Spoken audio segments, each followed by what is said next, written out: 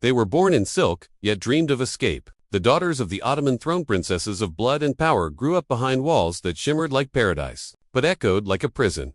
From the moment they first opened their eyes to the golden domes of Topkapi Palace, their fates were sealed. Every breath, every step, every word they spoke belonged not to themselves, but to the empire. They were the daughters of men who ruled millions, yet not even the smallest choice of their own lives was theirs to make. In the harem, the heart of Ottoman power, they lived among fountains and mosaics, perfumed corridors and caged birds, surrounded by music and luxury so divine that outsiders thought it was heaven. But within, it was a world of quiet fear and trembling obedience. Every whisper could be overheard, every secret punished, and every dream easily erased by a single command from the throne. Their education began before they could walk. Servants taught them the art of silence, the way to smile without speaking, to obey without showing submission. They were trained to carry themselves like porcelain, delicate, beautiful, and breakable, but never broken. They learned to dance with their eyes lowered, to read the moods of powerful men from the tone of their laughter. Even their laughter was measured, rehearsed for moments when the court demanded charm. The harem wasn't just a home, it was an academy of control, built to turn young girls into instruments of dynasty. And through those long corridors where gold glimmered like sunlight on water, they grew up hearing stories. Dark stories whispered by older women who once stood where they would soon stand. Do not pray for a wedding. The matrons would say, pray for peace. Because marriage, in the Ottoman world of power, was not love, it was a sentence. For the princess, the word marriage meant separation. It meant leaving the palace where she had lived her whole life, the only world she had ever known. Her husband would not be chosen by her heart but by her father, the sultan. That choice would serve the needs of empire, not emotion. Her union would bind her to a man of power, perhaps a vizier or a pasha, someone who had proven loyalty in war or politics. But loyalty in the empire was fragile. The sultan trusted no one fully, and so he married his daughters to keep his enemies close. A princess's husband was not simply a groom. He was a watchman, bound by blood. As the years passed, the young women watched others leave before them. The older princesses' faces, once radiant with joy, departed in silent processions, carried away in litters draped with gold cloth, their eyes hidden behind veils. The halls would echo with music that sounded like mourning, and the remaining girls would clutch their beads tighter, wondering when their own turn would come. They had seen what happened afterward. Letters that once arrived every week would slow to a trickle, then stop. The women who left never truly returned. Their names were spoken less and less within the palace walls, until they vanished, entirely like candles snuffed out in the wind. And still, the younger ones dreamed. They dreamed of love, of freedom, of a life beyond the marble lattice. But as the years turned and the empire grew heavier upon their shoulders, the dreams dimmed. Even the air in the harem seemed to weigh more, each day perfumed, yes, but heavy with expectation. The eunuchs walked the halls like shadows, their eyes unfeeling, but always watching. Every move the princess made was observed, recorded, and reported. She was never truly alone, not even in her sleep. What outsiders never understood was that fear in the harem was quiet. It didn't scream. It lingered soft and constant, like the faint hum of the palace fountains. And beneath that fear was something deeper, anticipation. Because every princess knew that one day, without warning, the chamberlain would enter her room with the sultan's seal. A name would be read aloud. Her name. Her marriage would be decided. That day, the world would change. She would no longer be a daughter of the empire. She would become its tool. And the night that followed the first wedding night was the shadow every princess feared most. When the summons finally came, it did not arrive with thunder or spectacle. It came in silence. A tall black-robed chamberlain stepped through the carved cedar doors, carrying a scroll sealed in crimson wax. Servants froze. The air itself seemed to stop breathing. The princess, barely 20, rose from her cushion, though her knees trembled beneath the weight of the moment. She already knew what that red seal meant. Her name was written inside. The chamberlain bowed low, never meeting her eyes, and read the decree. By order of the sultan, daughter of the exalted line of Osman, you are to be given in marriage to... The words blurred. The name that followed felt like a distant echo, swallowed by the roaring silence in her ears. A pasha, twice her age, celebrated for his victories in distant provinces. Loyal but loyal first to power, not to love. Her attendants wept softly behind veils. She did not. She merely bowed her head, the gesture of one who had long known her fate. That night, the palace seemed to watch her. Every lamp flickered as she walked the marble corridor back to her chamber. The eunuch's sandals whispered against the stone. From the courtyard below came the faint sound of a flute, mournful and slow. Even the birds in their gilded cages had gone still. In her room, the mirrors caught her reflection from a dozen angles, turning her into an army of frightened brides. She pressed her hands together and whispered the same prayer her mother once had. Let the night be kind. The following days unfolded like a ritual carved in destiny. Seamstresses worked from dawn till dusk, stitching pearls into her wedding robes. Jewels were weighed, fabrics chosen, perfumes blended, until the air became thick with rose and amber. Yet amid all the opulence there was a suffocating hush. No one dared speak of what truly awaited her. The matron spoke instead of duty, of glory, of serving the empire. "You are the Sultan's daughter," one reminded her. "You will show no fear." But fear had already taken root in her chest. Cold and patient. On the morning of the wedding, the palace woke before the sun. Cannon fire echoed across the Bosphorus, signaling the empire's joy. Processions flooded the courtyards. Soldiers in silk-trimmed armor, musicians beating great kettle drums, poets chanting verses in her honor. Outside the harem gates, the people celebrated, believing this union a symbol of divine favor. Inside, the princess sat still as a statue while attendants braided her hair with gold threads. Each tug of the comb felt like another tie to the life she was about to lose. When the bridal litter was brought to the gate, she stepped inside, hidden behind curtains of crimson silk. The streets beyond the palace blurred into a haze of color and noise. Children tossed petals, women shouted blessings, and soldiers raised their scimitars in salute. Yet behind the veil, she heard only her heartbeat. The litter swayed gently as it crossed the bridge toward her new husband's Manshuna, fortress of marble, rising over the city. Every step of the oxen pulling her carriage felt like a heartbeat counting down to that night. At the mansion, torches burned like watchful eyes. Servants lined the entrance, bowing as she passed. The scent of musk and jasmine filled the hall. Everywhere she looked, gold gleamed on the walls, on the goblets, on the faces of strangers pretending to be joyous. She was led to a chamber draped in white silk, the bridal room. The door closed behind her with a sound that seemed to echo forever. Hours passed. Outside, the feast continued. Laughter drifted faintly through the walls. She sat alone on the edge of the bed, hands clasped so tightly her knuckles turned white. She remembered the warnings whispered in the harem, that the first night was a test, not of love, but of obedience. The pasha would approach her as one approaches an alliance, not a woman. Every gesture, every word would be weighed in silence, for both of their futures hung on how that night unfolded. When the door finally opened, the candles trembled in the draught. The man who entered wore the robes of triumph, his beard flecked with gray, his gaze sharp but unreadable. He bowed slightly, a gesture of respect or possession. She could not tell. Her breath caught. In that instant, she understood why every princess feared this night. Because it was not the man before her she faced, it was the empire itself. Behind him stood her father's authority, the eyes of courtiers, the whispers of rivals, the fragile thread of her own safety. She lowered her gaze as custom demanded. The silence between them felt like the pause before a storm. He spoke softly, almost kindly, yet every word reminded her that she was both wife and hostage. Beyond the silk curtains, the empire slept in celebration, believing the union complete. Inside the chamber, the princess sat frozen, the golden bracelets on her wrists cold against her skin. The music outside faded into nothing. The night had begun. Outside, the torches dimmed one by one, until only the soft glow of moonlight bled through the lattice. Inside, silence became a living thing, thick, watchful, almost holy. The princess felt the weight of centuries pressing against her ribs. Every story whispered in the harem, every trembling confession from the women who had gone before her, now circled like ghosts around the bed. She could almost hear their voices, a thousand unnamed brides murmuring prayers into the darkness. The pasha spoke little. His presence filled the room like smoke, heavy and uncertain. He studied her, not as a man studies beauty, but as a soldier inspects a treaty, cautious, alert, aware that one wrong move could cost him everything. She kept her eyes lowered, her breath shallow. The rules of the empire demanded grace. The rules of survival demanded silence. When he reached out to lift her veil, his hand paused halfway, perhaps recognizing the fear that pulsed beneath her calm. The veil slipped from her fingers and fell to the floor, a single sound that seemed to echo through eternity. In that moment, she understood that this night was not about desire, it was about power. It was a ceremony written in flesh and silence. The empire did not ask her to love. It demanded her obedience. And so, she sat still, her heart hammering like a drum beneath layers of silk, praying that dawn would come quickly.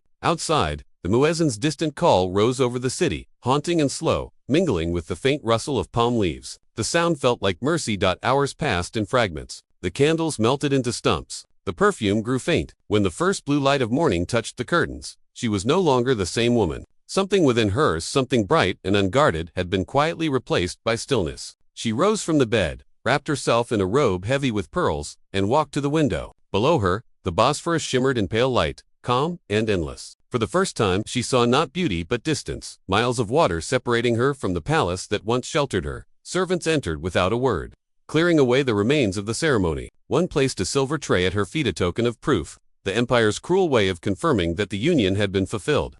The princess stared at it, her face expressionless. In that moment, she realized that even her most private pain belonged to the state. Nothing was hers, not her tears, not her body, not even her silence. Later, when the pasha left to join the morning prayers, she remained by the window, watching the sun rise over the domes of Istanbul. The city looked golden and eternal, yet she felt utterly invisible within it. She thought of her sisters still in the palace, their laughter echoing through corridors scented with incense, unaware that the same decree would one day call their names. She wanted to warn them, to tell them that the first night is not the end of innocence but the beginning of captivity, but her voice stayed buried beneath the weight of duty. By noon, musicians and courtiers arrived to celebrate, the mansion filled with the noise of feasting, the metallic clatter of cups, the hollow praise of poets. They called her radiant, blessed, chosen. She smiled as they expected her to, solely, gracefully, perfectly. Yet inside, the smile cracked. Each compliment felt like a chain linking her tighter to a destiny she had never chosen. When the celebration ended and the guests dispersed, she retreated again into the empty chamber. The bed had been remade, the air cleared of the night's perfume, but the walls still whispered. In the dim light, she could see the faint impression of her hand on the silk sheets, a ghostly reminder that what had happened could never be undone. She whispered the same words again, "Let the night be kind." But now she knew the truth. The night was never kind. It was only quiet. And somewhere beyond those marble walls, the Sultan sat in his hall, content that another political bond had been sealed. To him, it was a matter of empire. To her, it was the beginning of a slow erasure. The first wedding night had passed, and with it, the last fragment of her freedom. Dawn broke over the city with the sound of drums, but inside the Pasha's mansion, the air was still. The princess sat beneath a lattice window, wrapped in a robe of ivory silk, watching sunlight scatter across the Bosphorus. It should have been beautiful, an empire awakening in gold, but she felt only the weight of quietness pressing against her chest. The servants bowed lower now when they passed her. The eunuchs kept their eyes fixed to the floor. She had a title, Hoseki Hanim, the honored wife of a man who knelt before the Sultan himself, but the word honor felt hollow. It was the kind that gilded cages, not hearts. Days melted into one another. Each morning began with ritual. Scented water poured over her hands, a cup of sherbet sweet enough to hide the taste of fear. Attendants arranging her hair while reciting verses of devotion. Her husband visited rarely. When he did, his tone carried the rehearsed gentleness of a man fulfilling duty. In his eyes, she saw calculation, not affection. He was careful, as all who served near the Sultan were. She had become a part of his armor, proof of loyalty to the throne. Every gesture between them was political theater, staged behind silken curtains. The princess learned quickly that silence was her safest ally. Words in this house traveled faster than smoke. A careless remark could reach the palace before nightfall, twisted into a threat. The Pasha's other wives and concubines watched her with veiled smiles, measuring every glance. They curtsied deeply when she entered a room, but she could feel the tension coiled beneath their bows, the jealousy, the curiosity, the quiet wish to see the Sultan's daughter falter. To them, she was not a woman but a symbol of untouchable privilege, and symbols invited envy.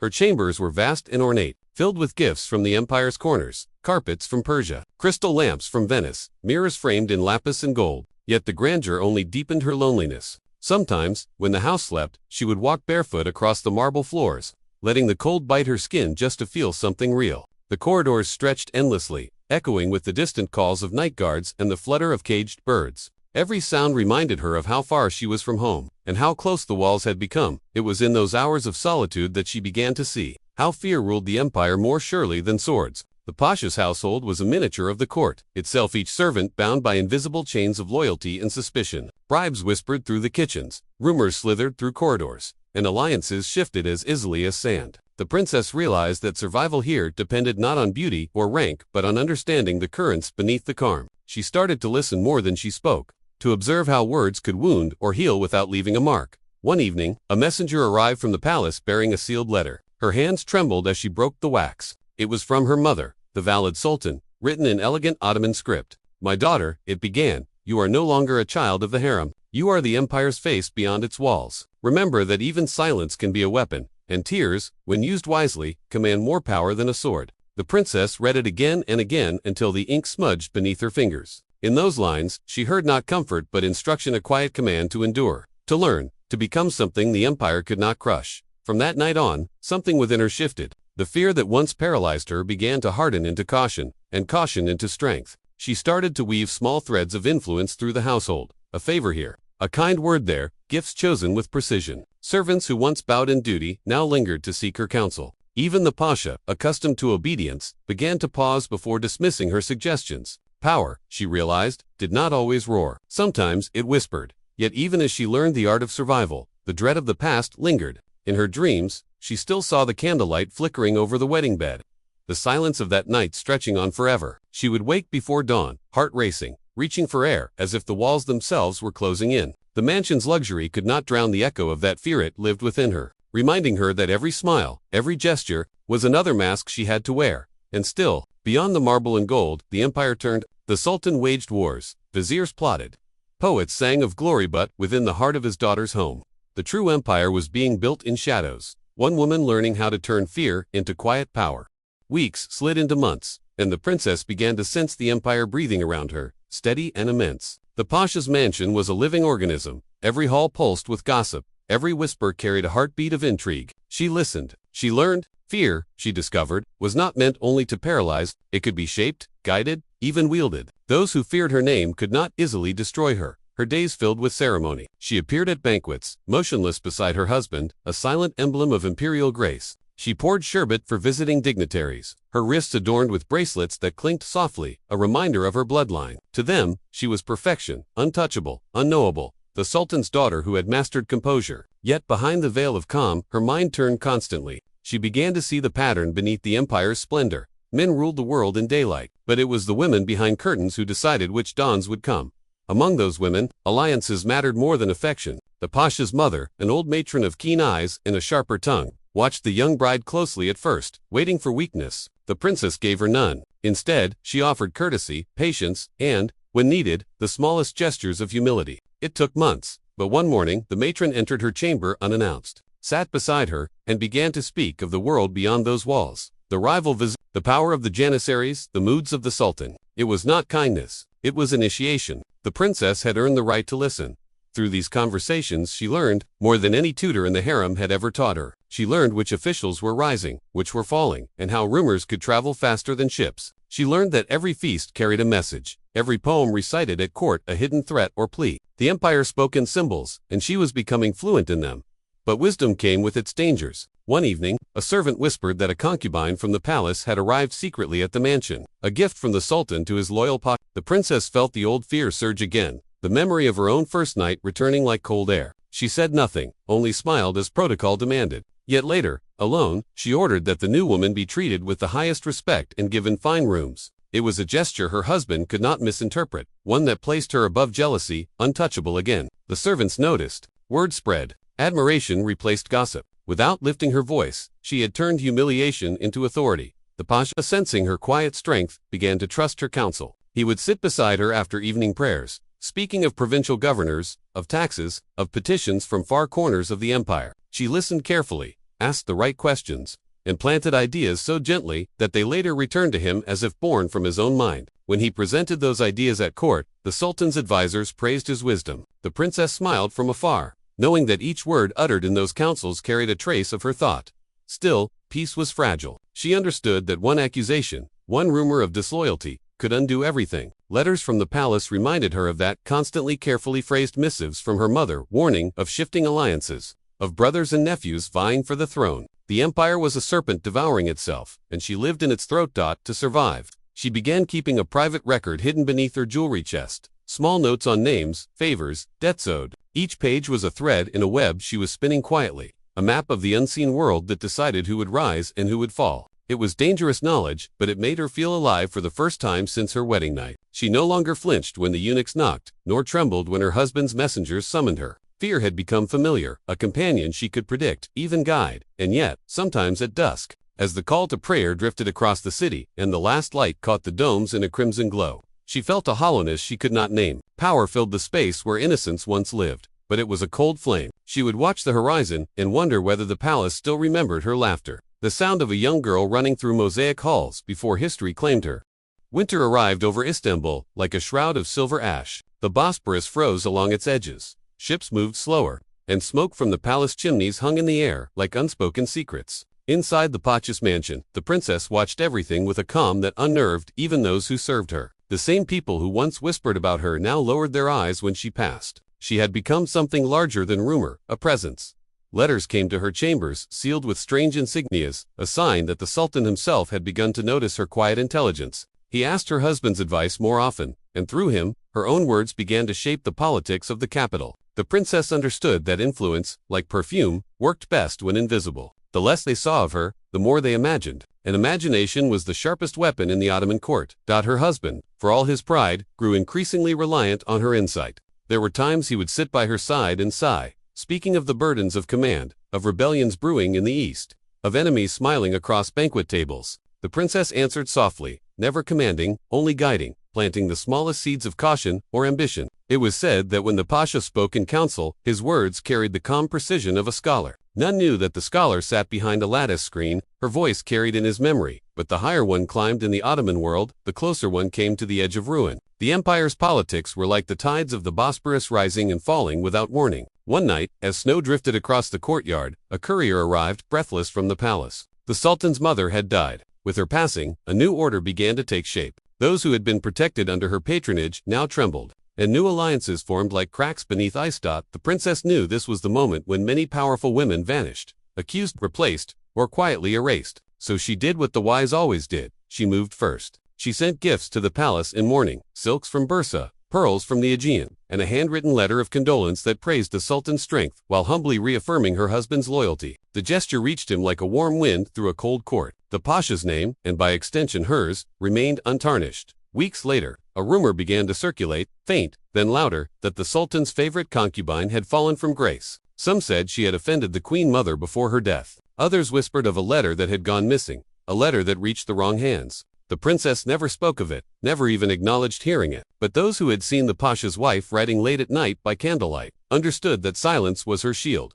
Time aged her not in years, but in wisdom. Her eyes grew sharper, her gestures slower, each word chosen like a dagger, hidden beneath silk. She had learned the greatest lesson of the empire, that survival was not about strength, but about memory, who remembered your kindness, and who remembered your cruelty. So she began to build her legacy in whispers, arranging marriages between servants, children, granting small favors to the eunuchs who controlled the palace gates, ensuring that gratitude for her name would echo in places power never reached. Yet, in the stillness before dawn, she sometimes awoke with the old dream, the night of her wedding, the sound of footsteps beyond the screen, the voice of an empire calling her name. She would open her eyes to the cold air of her chamber and realize that fear never truly left. It only changed its shape. What had once been terror of a single man had become the fear of losing everything she had built. And so she prayed quietly, not for peace, but for balance, that delicate thread upon which all royal women walked. When spring came again, the tulips bloomed in the palace gardens, blood-red against the marble courtyards. The city celebrated the sultan's triumphs, unaware of the small victories won in the shadows by women like her, the unseen architects of history. To the world, she remained a symbol of Ottoman grace, her name invoked in poetry and song. But behind the verses lay a truth only the old servants knew, that every triumph of the empire bore the echo of a woman's silent endurance. And so, the once terrified princess became the quiet voice that steered the currents of a dynasty. Her fear had not destroyed her. It had shaped her into something far more enduring, a legend carved, not in marble or ink, but in the whispers of the court she had conquered from within. Years rolled forward like the slow turning of a celestial wheel, and with them the world changed. Empires rose and trembled, pashas fell, and the call to prayer echoed over cities rebuilt from their own ashes. But the memory of one princess, the silent queen of whispers, refused to fade. In the women's quarters of Topkapi Palace, her name was still spoken in the quiet hours, when servants trimmed the lamps and the younger brides leaned close to hear the forbidden tales of those who had come before them. They said she had tamed fear itself, that she had walked into her wedding night trembling and emerged from it untouchable. Not because she escaped sorrow, but because she learned to shape it. Her life became a parable for every daughter of the dynasty who would be sent into marriage like a piece on a chessboard. They were told, remember her, remember how she survived. In those same halls, new princesses were being prepared, wrapped in layers of silk, their faces powdered to perfection, their smiles rehearsed. Yet beneath the perfume and poetry, the same question haunted them as it had haunted her. What waits behind the curtain when the wedding drums fall silent? No tutor could answer that. The empire taught them politics, piety, and posture, but never how to steady a heart that knew it would soon be given away. Sometimes, an old attendant who had once served the legendary princess would speak softly of her days. She never raised her voice, they would say, and never let them see her bleed. It was meant as advice, but to the young women listening, it sounded like a warning. To survive, you had to bury your softness, turn it to stone, polish it until it gleamed. Only then could you wear it as a crown. Outside, the empire was changing to the sultans had grown cautious, their harems larger, but their trust thinner. European envoys brought strange gifts, clocks that sang, glass mirrors, and rumors of revolutions where kings were no longer safe. The palace glittered with luxury, but beneath the gold leaf and carpets, cracks were spreading. The world was learning to speak in new languages, reason, rebellion, and reform. Yet for the women behind the screens, the old laws still ruled. Their lives were still measured in obedience and silence. One such princess, a descendant of the first, would one day sit in her chamber, holding a faded letter sealed with a broken signet. It was said to have belonged to the woman whose legend had outlived her. The ink was faint, but the words, still legible, read, "Fear is not the end of us. It is the beginning." The younger princess read it again and again, until the candles burned low. She felt as though a ghost had taken her hand, not to comfort her, but to prepare her. The empire demanded heirs, alliances, appearances, but the women who endured it understood a deeper truth, that the Ottoman court was not ruled by sword or decree, but by endurance passed from one generation to the next. And so the stories continued. Some said that on certain nights, when the moon hung pale over the servants could hear the faint sound of anklets in the abandoned corridors, a memory walking, carrying the weight of all those who came after. The legend of the first princess had grown into something more than history. She had become a symbol of every woman who had learned to smile through terror, to speak through silence, to build power from pain. Her name no longer appeared in records. Her portraits were lost to time, but her shadow lingered in the architecture, in the way the doors to the bridal chambers creaked, in the perfume that clung to the velvet cushions, in the watchful eyes of every woman who had ever been told to obey.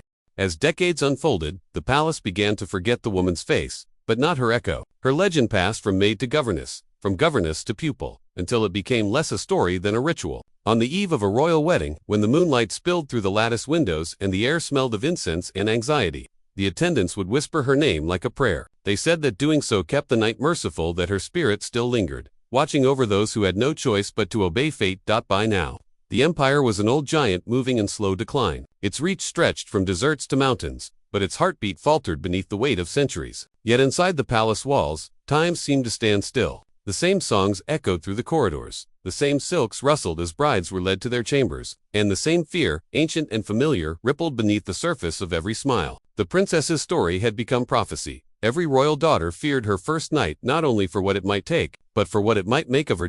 Among the newer generations was one who refused to accept the silence. Her name was Sefi, born into luxury but raised in shadow. Her mother, a concubine who had died too young. Her father, an aging prince waiting for favor that never came. From childhood, she had been told the tale of the ancestor who turned fear into power, and she wore that memory like armor. But Safi's world was no longer one of steady traditions. The empire around her was crumbling, its sultans uncertain, its people restless. The air carried rumors of change, foreign schools teaching science, men speaking of liberty, women glancing beyond the veil with curiosity rather than shame. When Safi's wedding was arranged, she did not weep as so many had before her. Instead, she demanded to see the man she would marry. It was a quiet act of rebellion, small, almost polite, but it rippled through the palace like thunder. The old matrons scolded her, the eunuchs muttered about insolence. Yet no one dared to tell the sultan's niece that she could not look her own fate in the eye. The meeting lasted only a few moments. He bowed, she nodded, and something in her expression unsettled him. Not defiance, but recognition, as if she already knew that he, too, was a prisoner of this ancient machine. On the night of her wedding, the rituals unfolded as they always had: music, feasts, poetry, and the endless repetition of words meant to bless what could not be questioned. But when the attendants finally left her chamber and the heavy door closed, she did not tremble. The stories of the first princess whispered in her veins. Fear is the beginning. That night, no screams echoed from the bridal chamber, no sobs, no pleas, only silence. And in that silence, something began to shift. For the first time in generations, fear met understanding, and power began to flow in both directions.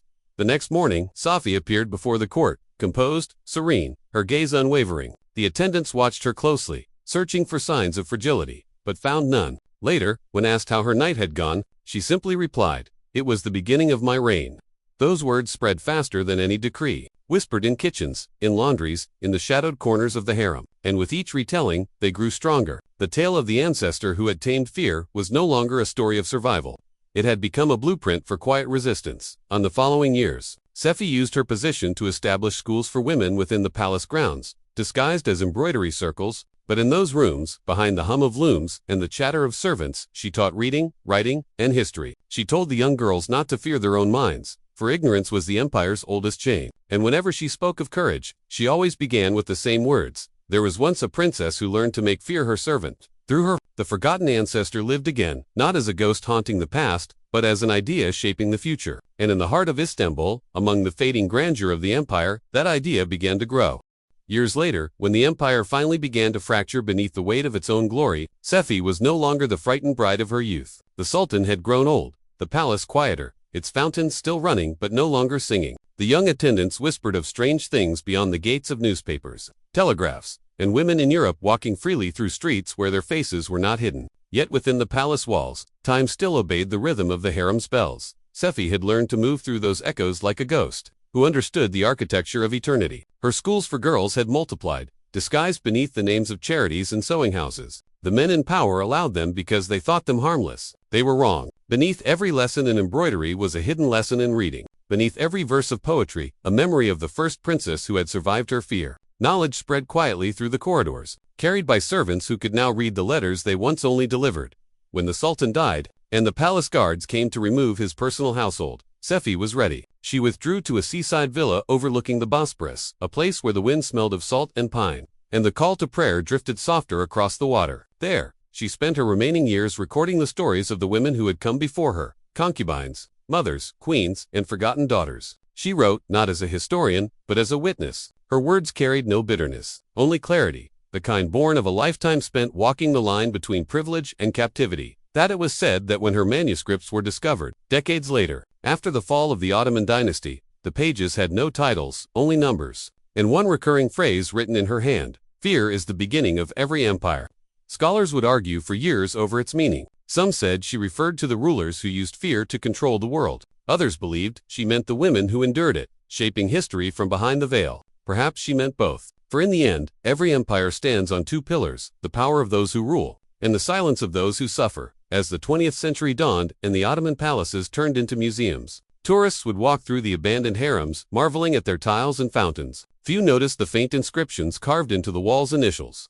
Fragments of poetry, the marks of women who had once waited there. Among them, one faint carving stood out near a doorway. A single word, almost erased by time: begin. No one could say who had carved it. Perhaps it was the first princess herself, or Seffi, or one of the many unnamed women who had carried their memories through the centuries. But that one word, hidden among marble and shadow, it became the true ending of their story. Not despair, not defeat, but quiet endurance that refused to die. The legend of the princesses became a warning and an inheritance. Each generation of women, Ottoman and beyond, would face their own first nights in palaces, in homes, in the invisible chambers of their own fears, and somewhere in that darkness, they would remember her, the woman who learned to turn trembling into power, who built an empire of silence that history could not erase. So the story ends not in blood or conquest, but in the soft rustle of silk, in the whispered breath of women who remember: the empire has fallen, but her shadow remains, standing guard over the ruins of power, a reminder that even the greatest empires begin and end in the hearts of those who were never allowed to speak. Slow fade. Voice lowers. If you've traveled this far through the echoes of history, through the fear, the endurance, and the unspoken power that shaped empires, then make sure to subscribe to our channel, because here, every forgotten story breathes again, and every silence still has something left to say.